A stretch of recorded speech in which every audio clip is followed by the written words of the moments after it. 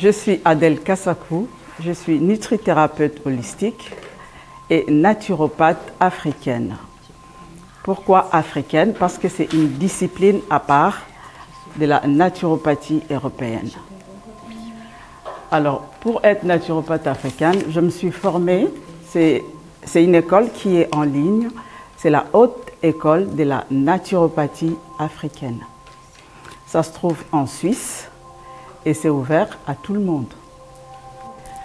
Donc, c'est 3 ans d'études pour pouvoir accéder à ça. Qu'est-ce qui m'a poussée en fait à aller vers là? Je suis arrivée en Europe jeune, ça fait 25 ans que je suis là. Et jeune, j'avais en fait beaucoup d'espoir, toute une histoire que je pensais qui allait se dérouler telle que je le pensais. Mais en arrivant ici, je tombe sur ce qu'on appelle parcours d'intégration. Est-ce qu'il y a parmi vous des gens qui sont passés par là? Non? Vous ne connaissez pas? Vous êtes venus comment? Vous êtes venus directement, vous avez vos papiers? Vous n'avez pas fait de démarches pour avoir accès au pays ici, vous ouvrir tous les documents? Vous n'avez pas fait de démarches? J'étais petite enfant aussi. Personne n'a fait ça. Ah bon? Je suis étonnée. Donc, ça veut dire que vous ne connaissez pas ce qu'on appelle le parcours d'intégration. C'est un parcours migratoire pour tous les afro-descendants. Toutes les personnes d'Afrique qui arrivent en Europe doivent atterrir là où on appelle Ségéra pour pouvoir demander l'autorisation d'avoir des documents qui vous permettent d'habiter en Belgique. Oui. C'est depuis quand ça? C'est depuis toujours. Ça ne va pas, ça. Moi, je venais pour les études. Je ne sais pas alors quel est le parcours que tu as eu, mais les gens qui ne sont pas européens doivent passer par un parcours migratoire. D'accord? Et donc, c'est ce parcours migratoire par lequel moi, je suis passée. Je suis passée par là, donc ça m'a pris 13 ans de ma vie. Okay. Quand on passe par là, on n'a pas le choix. Tant qu'on n'est pas validé, vous n'avez pas d'existence juridique. Et sans existence juridique, vous n'avez pas de vie. Donc, vous devriez dépendre de ce qu'on va vous donner, de la petite existence qu'on va vous tracer. Voilà. Alors, ce parcours migratoire, personnellement, je l'ai vécu ici en Europe. Je vais un peu le raconter de manière brève. En fait, c'est quand on arrive, on a ces documents qu'on a utilisés pour voyager. Et en général, on ne connaît pas ce qui nous attend ici. Et actuellement, je ne sais pas si vous connaissez Le Pen. Monsieur Le Pen, il est connu pour... Voilà, c'est ça en fait. Quand on arrive, on va vous donner un nom et on va vous appeler migrant. Hein? Et migrant veut dire quelqu'un qui n'a pas droit comme les autres autochtones. Mais on a un corps physique. Un corps physique qui fonctionne comme le corps des autres personnes, les autochtones. Mais ça, on n'en tient pas compte. Maintenant, moi, en tant que naturopathe, mon travail, je le fais sur ces sujets-là par rapport à tous les dégâts que cela va entraîner sur un corps et surtout un corps de femme. D'accord? Alors, je ne sais pas comment on avance sur l'ordi là pour changer de... Alors ici, le but est d'abord de pouvoir regarder quels sont les défis et les solutions en fait que nous, on propose en tant qu'intervenants ou en tant qu'acteurs dans la santé naturelle par rapport aux afro-descendants.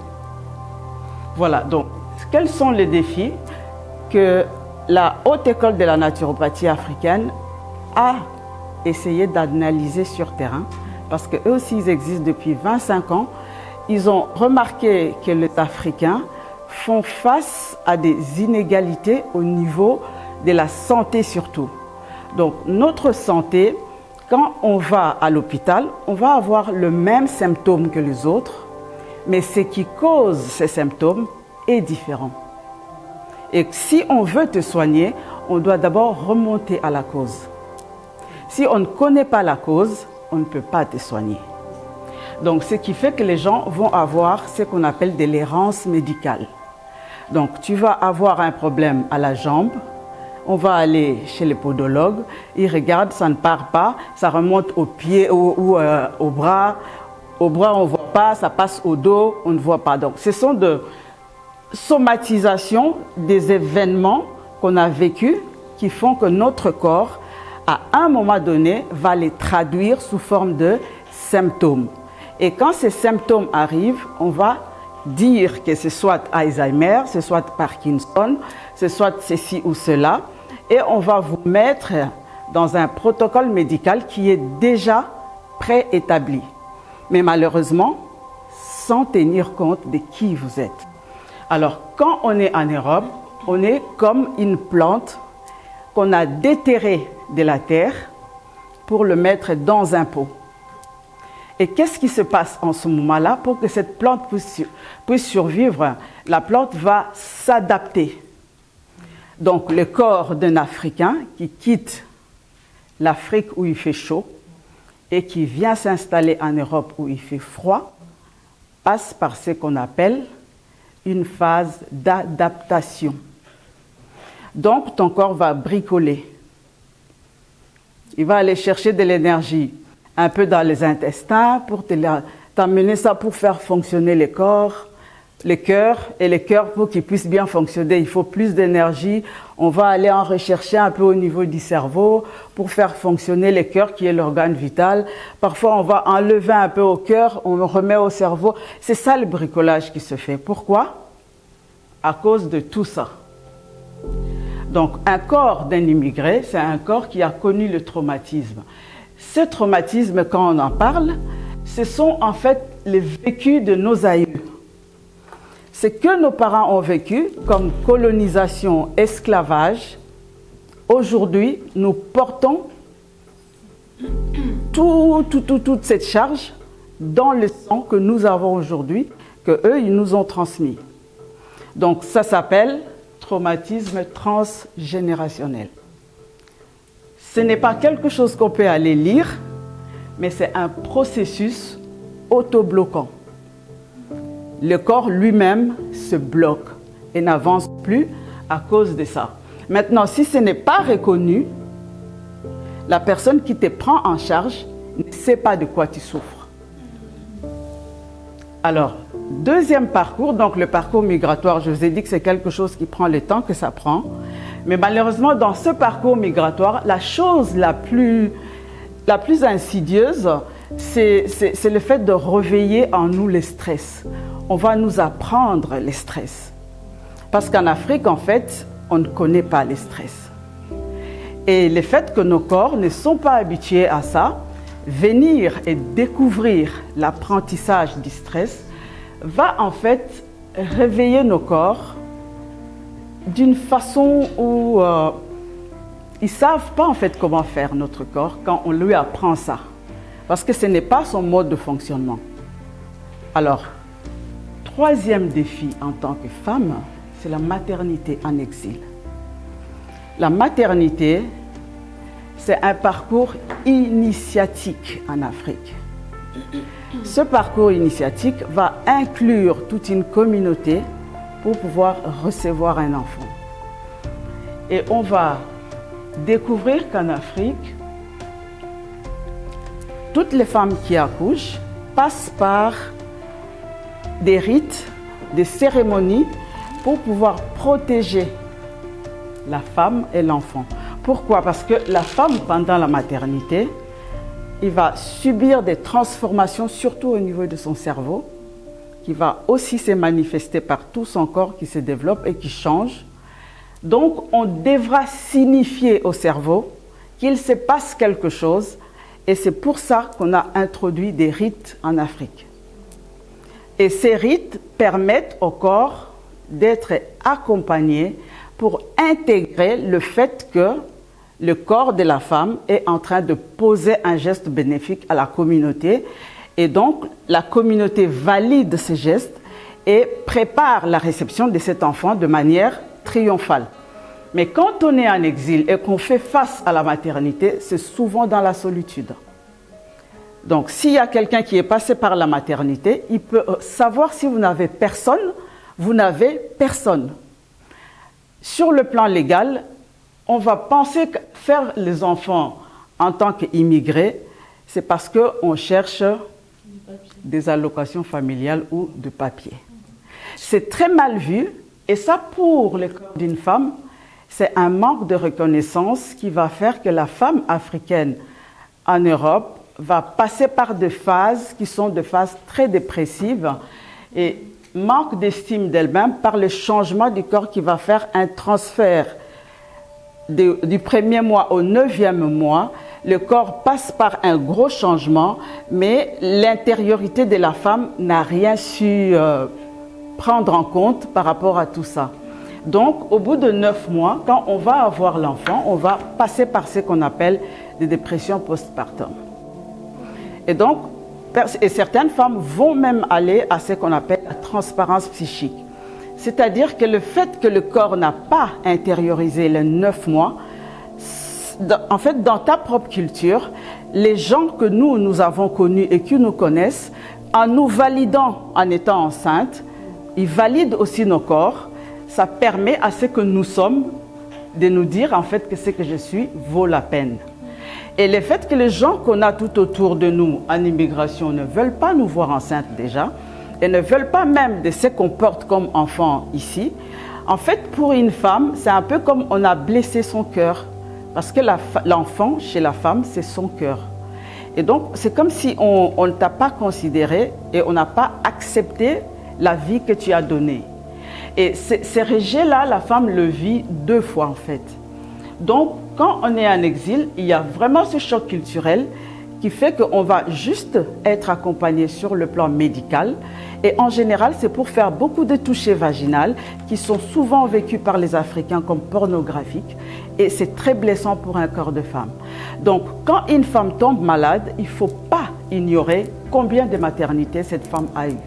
Parce que chaque maternité étant une expérience qui va être comme une souffrance pour la femme, son cerveau endure énormément de transformations qui ne lui permet plus de revenir à l'état d'avant. Donc, quand une femme tombe malade et que je dois l'accompagner, je dois tenir compte de combien de maternités tu as eu et dans quelles conditions. Si l'accouchement a eu lieu par voie basse ou par césarienne, tout a un changement au niveau du cerveau et la façon de se comporter après. Donc je pense que vous avez déjà remarqué que beaucoup de femmes sont vraiment très explosives, très irritables.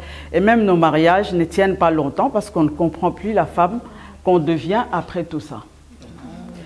Et ensuite, il va venir s'ajouter l'alimentation. L'alimentation, là, c'est là que je me suis le plus spécialisée. Pour parler de la nutrithérapie, ce n'est pas de l'alimentation plaisir, c'est de l'alimentation qui guérit. Alors, chez les personnes qui viennent d'Afrique, la nourriture ne doit pas être prise comme un aliment plaisir, s'il vous plaît. Parce que ça, c'est là qu'on se tue le plus. Pourquoi? Parce que votre corps, en quittant l'Afrique, et qu'il vient ici, il fait froid, première chose, la circulation sanguine n'est plus le même à cause du froid. Et donc, tous nos organes internes sont en mode adaptation.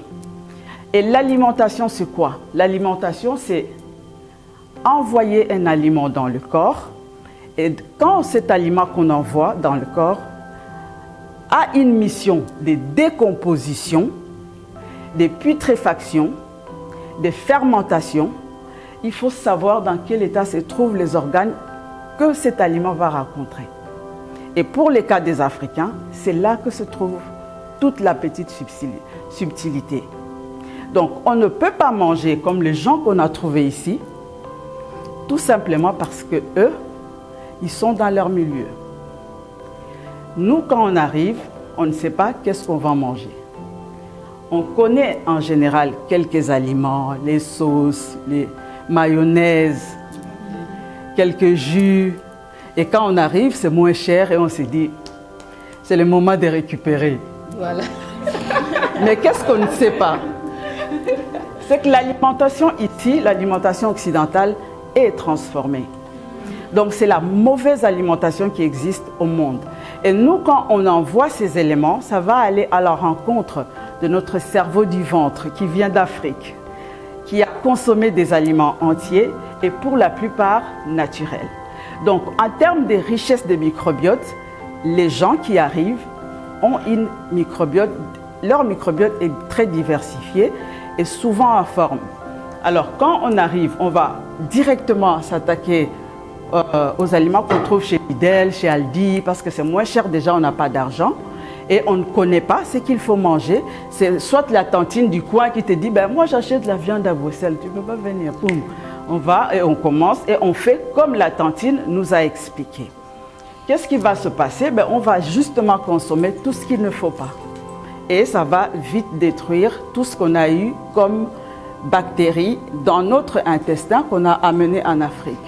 Mais hors ici, il existe aussi une diversité bactérienne qu'on doit normalement apprivoiser à l'arrivée.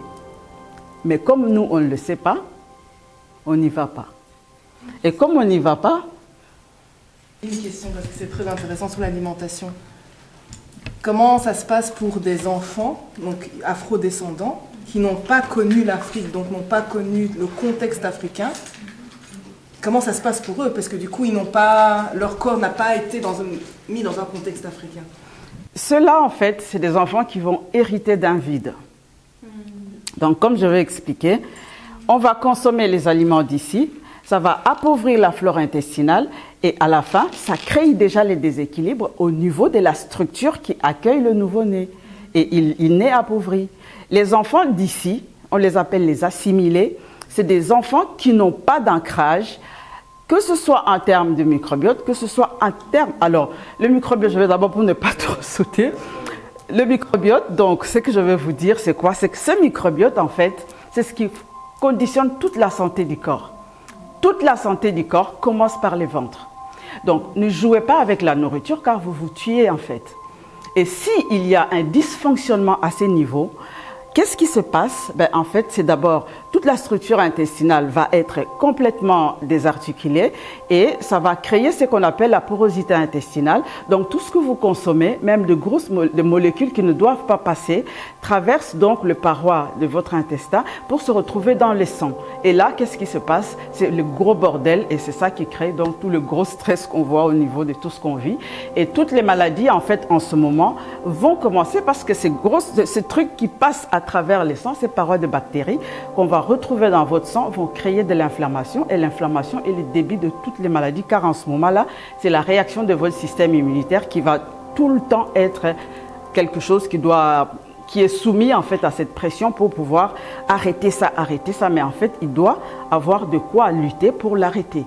Et quand il ne sait pas le faire, à un moment donné, il va céder et on va avoir ce qu'on appelle l'inflammation dans le corps et c'est ça qui génère les différentes maladies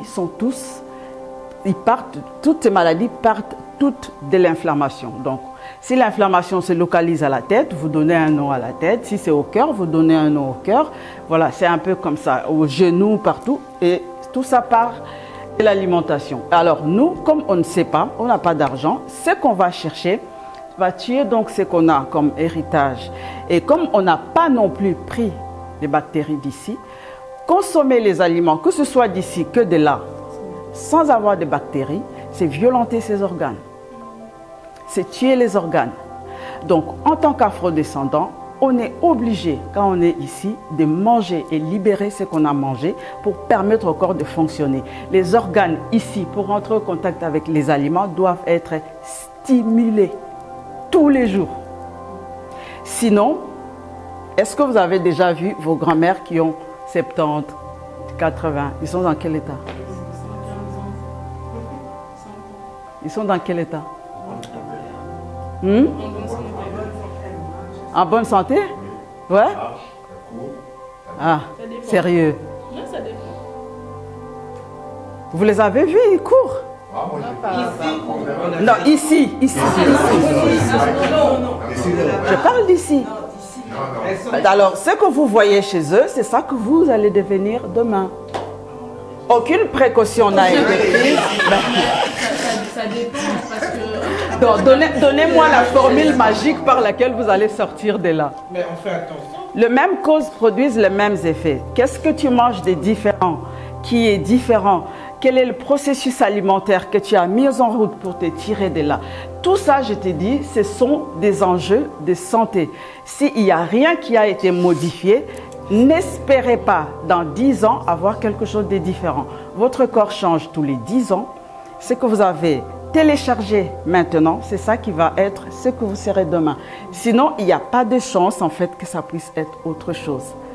Priez comme vous voulez, mais si vous ne prenez pas votre responsabilité, le pauvre Dieu n'a rien à voir là-dedans. Qu'est-ce qu'il faut faire? Voilà, ce qu'il faut faire justement, ce sont les solutions pour lesquelles la naturopathie africaine a été mise en place. Donc, je ne sais pas si on sait aller vite à la solution. Les solutions, c'est un suivi holistique qui est proposé pour prendre en charge le corps physique, l'esprit et l'âme de la personne pour qu'ensemble, le corps retrouve l'équilibre. Alors, c'est un travail que personnellement, je fais dans le cadre de ce que j'ai créé qui s'appelle le Cercle de Vitalité Yaoudi. Les accompagnements sont personnalisés. Pourquoi? Parce qu'en fait, chaque personne étant unique, ce qu'on vit ne peut pas être semblable à ce que l'autre a vécu. Et le travail qui est proposé là, c'est de pouvoir permettre aux gens d'abord de savoir bien manger. Qu'est-ce que tu manges et comment tu le manges, à quelle heure tu le manges. Tout ça, c'est des choses qu'il faut bien équilibrer pour que ça ne soit pas quelque chose qui agresse ton corps. Donc pour moi, mon travail alimentaire, c'est celui de dynamiser les organes pour qu'ils puissent prendre en charge l'aliment qu'on va lui apporter. Alors, il y a aussi le travail qu'on fait sur la gestion émotionnelle, car étant des personnes qui ont hérité d'un traumatisme et des gens qui sont passés par le parcours d'intégration, ou qui ont été assimilés à ces parcours d'intégration à travers les parents, vous avez vécu ça quand même d'une façon ou d'une autre. Donc, toutes ces personnes vont avoir une façon qui est beaucoup plus différente, plus réactionnelle par rapport au stress. Tout ce qui est stress extérieur, vous avez déjà entendu quand on dit que l'émotion est noire. On va vous dire que l'émotion est noire. Donc, c'est-à-dire que quand il y a quelque chose, boum, la réaction est déjà là. On n'a pas le temps de prendre du recul pour penser à ce qu'il faut faire ou pas.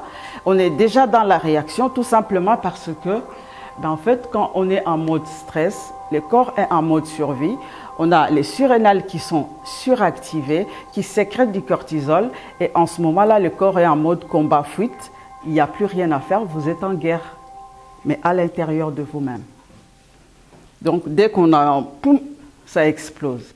Vous tirez sur vous-même. Alors, ça, c'est un travail qu'il faut aller faire pour pouvoir travailler sur la gestion émotionnelle.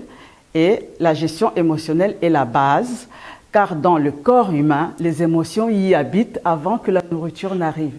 Donc, si on n'a pas pris soin de ces émotions, tout ce que vous apportez comme type de repas bio ou pas bio est empoisonné par le sang qui est déjà inondé des hormones du stress. Donc, c'est zéro. Et ensuite, il y a les plantes.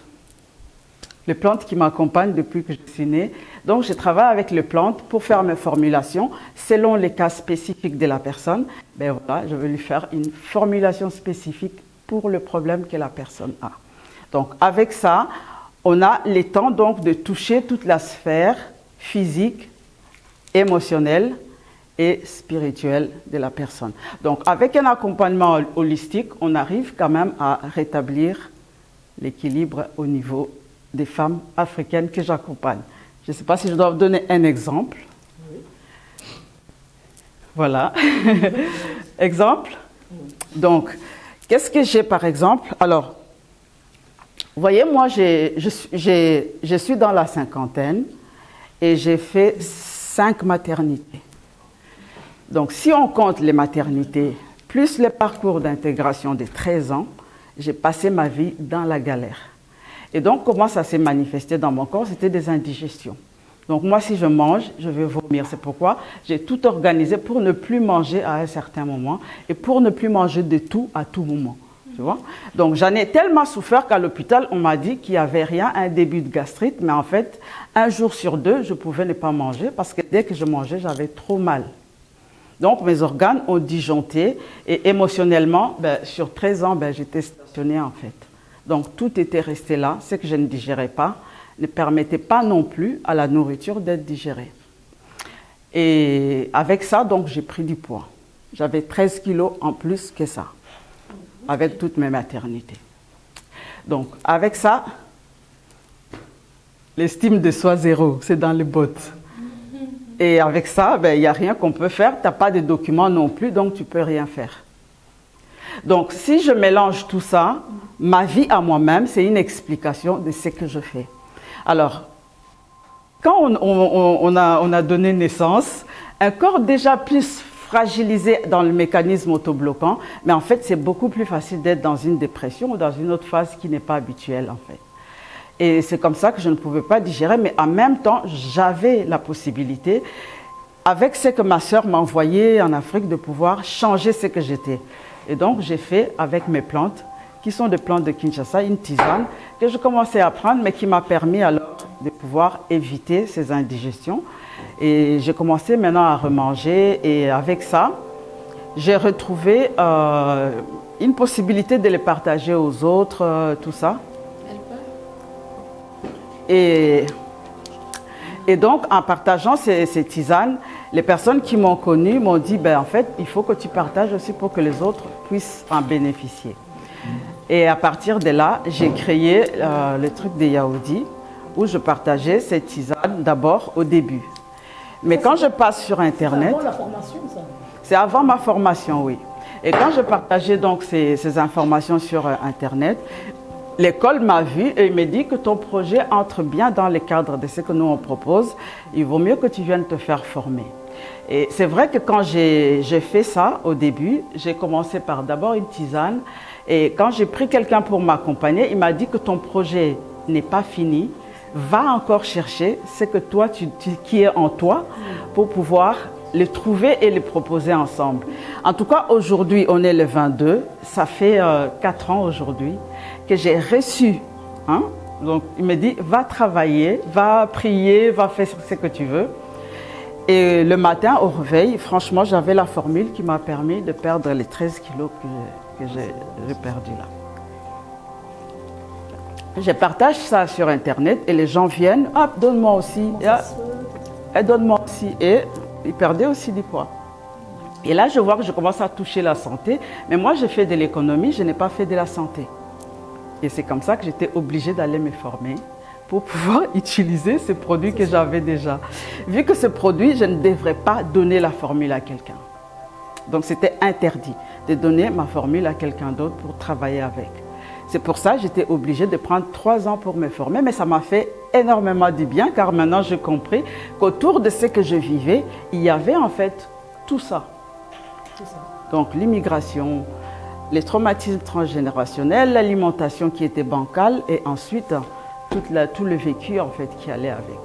Donc voilà, en fait, en utilisant ça et avec l'apprentissage de l'école, j'ai donc fait le cercle naturopathique de Vitalité Yaoundis, avec lesquels je donne aux autres ce qui m'a permis à moi de me relever. Voilà. C'est quelque chose que si on m'avait dit ça existait, je n'allais pas mettre au monde. Ça m'a joué énormément vraiment mentalement, physiquement, tout. Pendant des mois, je ne voulais même pas porter mon enfant en fait. Je ne voulais pas, pas que ça me dégoûtait, je l'aimais, j'aime toujours ma fille, c'est pas ça le problème. C'est que j'avais du mal à comprendre pourquoi je n'aimais pas autant d'amour, enfin comme tous les moments.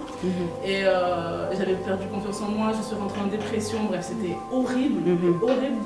Vraiment, les gens qui me connaissent savent que je suis quelqu'un, je suis toujours de bonne humeur, on y va. Mais là, ça m'a mis limite à terre.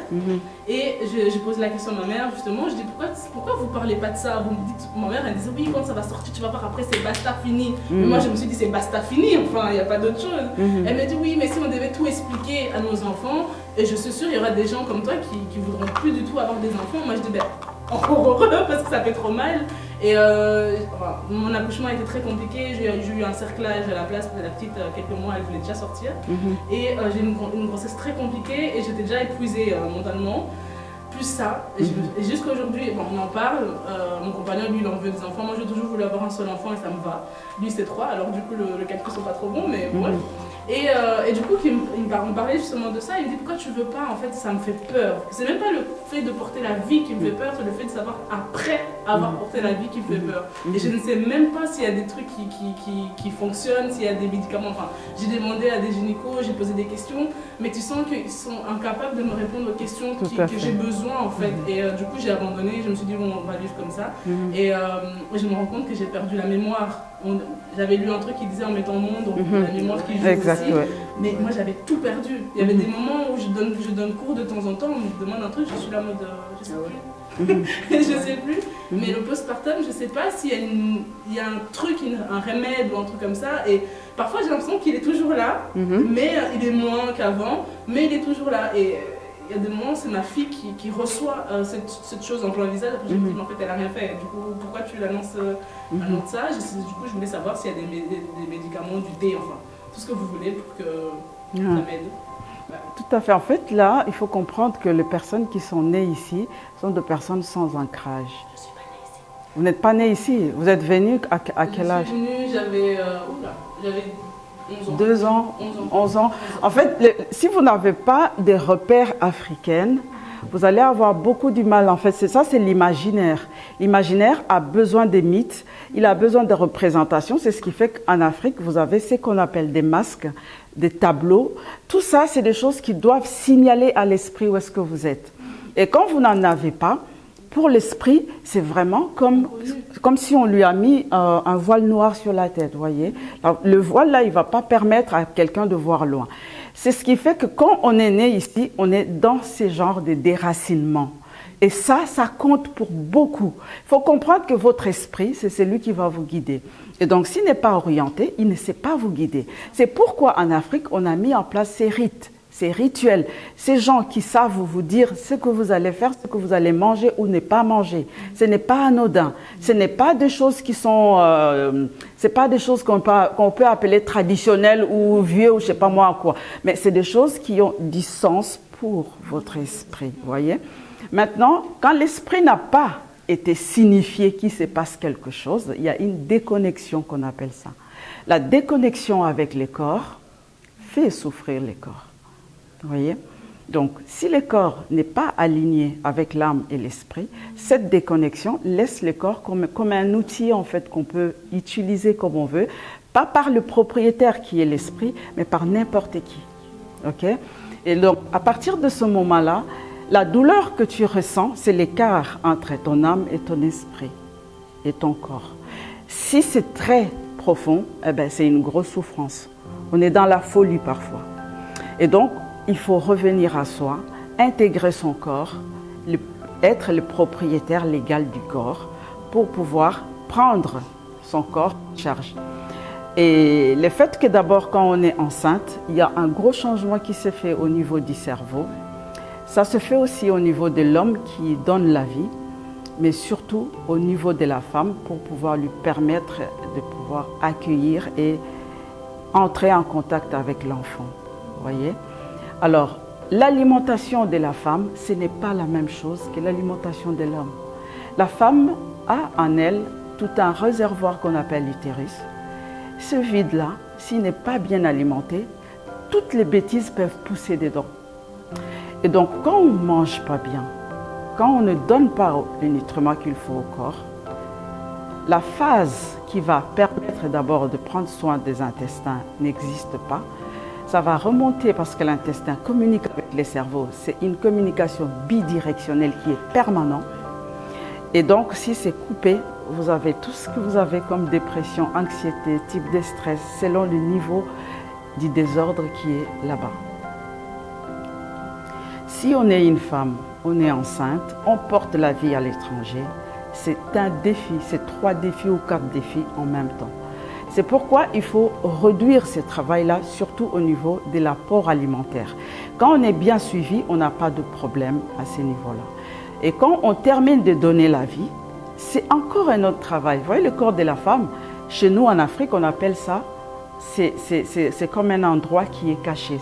C'est l'endroit le plus caché du monde, le corps de la femme. C'est pourquoi tous les rituels en Afrique sont autour de la femme. Donc, Quand on a fini de donner la vie, le corps qui a conçu une vie pendant 9 mois, il y a une augmentation par exemple des hormones de plus de 300%. Mais à la fin, il faut faire un travail pour nettoyer ces corps-là. Sinon, il ne va pas se relever. On va être dans des fatigues et on va être dans le brouillard cérébral. Et donc ça, c'est un travail qu'il faut vraiment faire, prendre ça en charge avec l'alimentation, mais aussi avec des rituels pour pouvoir s'honorer. Car si quelqu'un ne peut pas t'honorer, tu dois t'honorer toi-même. Et si tu n'es pas honoré, tu ne peux pas exister.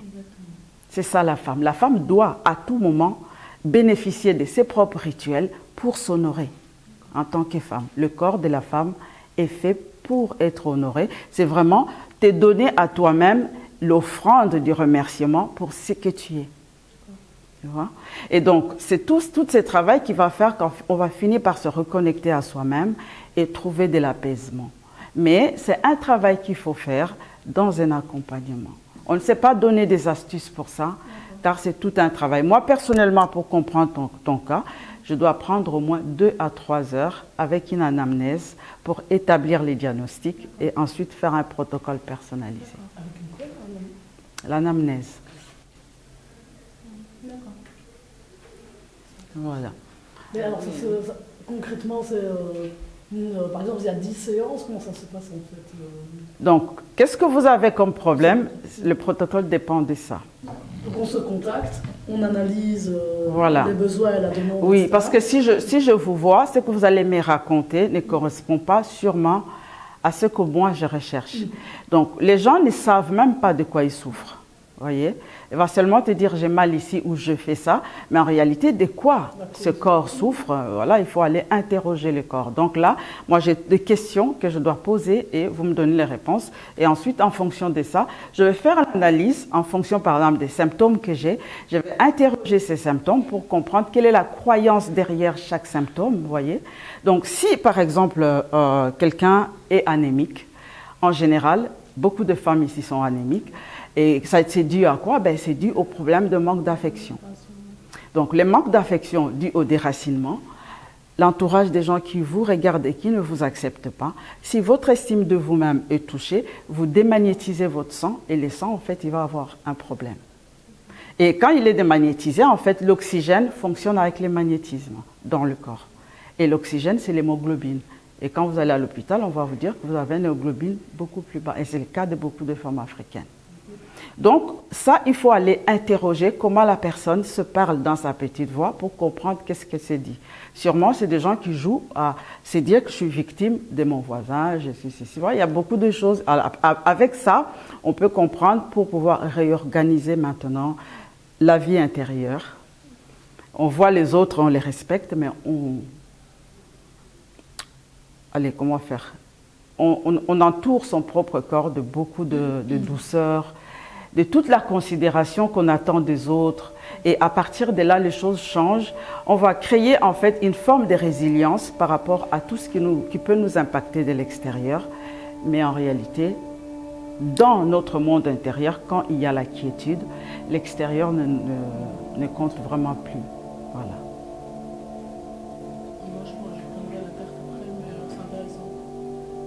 À vos ordres. Comme tout à l'heure, vous avez demandé si nous connaissons nos grands-parents, nos papis, nos mamies, etc. J'ai rebondi là-dessus, c'est parce que mon grand-père était militaire. Sa mère est morte à 115 ans et lui, il vient de décéder à 100 ans. D'accord. Et du coup, lui, c'est une mode de vie. Je pense que quand tu es militaire, tu as quand même un certain mode de vie. Et il a toujours mangé matembele, je sais pas comment on dit ça en français. Et matembele tout le temps avec du poisson. Et moi un jour quand j'étais enfant, je me rappelle, je dis mais papy, il habite au Portugal, enfin il habitait au Portugal, je lui dis pourquoi tu manges tout le temps ça? Il y a du riz, enfin, mais fais autre chose enfin. Et il me dit non, je compte vivre très longtemps et soit si toi tu comptes mourir là, ben mange de la merde. Et j'ai dit mais il raconte n'importe quoi. Et quand du coup on apprend le décès de mon grand-père, et avant qu'il décède, je retourne au Portugal et je le vois sur le lit, je dis bah, t'as pas mangé tomate tempeh et tout? Et il me regarde et il me dit ah non, là c'est Dieu qui a décidé, je vais partir et tout. Et du coup, c'est là que je rebondis là-dessus. Vous avez vraiment raison que tout ce qu'on mange, en fait, au final, je me suis rendu compte que même mon amour de poisson, c'est lui qui nous a obligés à manger ça. Il disait vous mangez trop de viande, c'est pas normal, etc. Et tout. Du coup, on a mangé tout le temps de poisson et à un moment donné, ça m'a saoulé. Mais avec le recul, je me dis il est mort à 100 ans et sa grand-mère est morte à 115 ans. Il y a un niveau de de longévité incroyable. Et je me suis même dit à moi-même, je me suis dit, tu vas mourir à quel âge toi? Tu manges de la merde, du McDo, enfin t'as pas le temps du McDo. Mais au final, vous avez totalement raison au niveau de la nourriture, je suis totalement d'accord avec vous. Vraiment, on mange vraiment de la merde ici en Europe, c'est une dinguerie. Il faut bien parler. Désolée. Oui, parce qu'en fait, vous avez un corps qui est un corps holistique. Le repas qui correspond ou l'aliment qui correspond à ce corps holistique doit aussi être holistique. Pourquoi? Parce que vos organes, en fait, ils vont à la fois servir le corps physique, le corps émotionnel et le corps spirituel. Donc, vous ne pouvez pas, vous ne saurez pas décoder votre partie spirituelle si vous n'avez pas réussi à maîtriser le corps physique. On est en 3D. Soit les choses sont, soit ils ne sont pas. Donc n'imaginez pas qu'on peut atteindre les spirituels en dehors de vos organes. Ça passe par les organes. Donc ne pas les nourrir correctement, il faut même pas rêver qu'on part ailleurs, quoi. Non, on est tout le temps dans le même bordel. C'est pourquoi l'alimentation doit nourrir ces différents corps. Et l'aliment naturel en contient.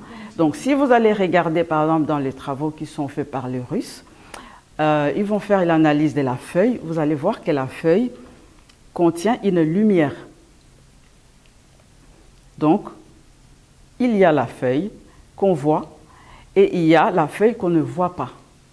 Quand tu le consommes, tu vas consommer les photons de lumière qui sont dans cette feuille et tu vas aussi consommer la partie physique de la feuille pour nourrir le corps physique.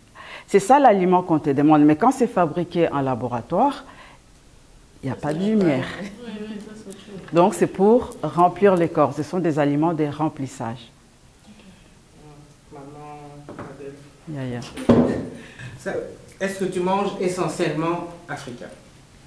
Je ne mange pas essentiellement africain parce que ce n'est pas ça qu'il faut faire. Voilà. Ok? Si vous êtes en Europe, vous devriez commencer par prendre tout ce qui est légumes, racines de ce pays pour nourrir les organes qui sont les bactéries d'ici. Sinon, vous êtes foutu en fait, parce que vous êtes le produit de votre environnement et vous ne savez pas interagir avec un environnement sans avoir des éléments qui vous permettent d'y accéder. Et les bactéries, ce sont des éléments de l'environnement. Et en tant qu'organisme vivant, il faut mettre du vivant dans le corps. Ok?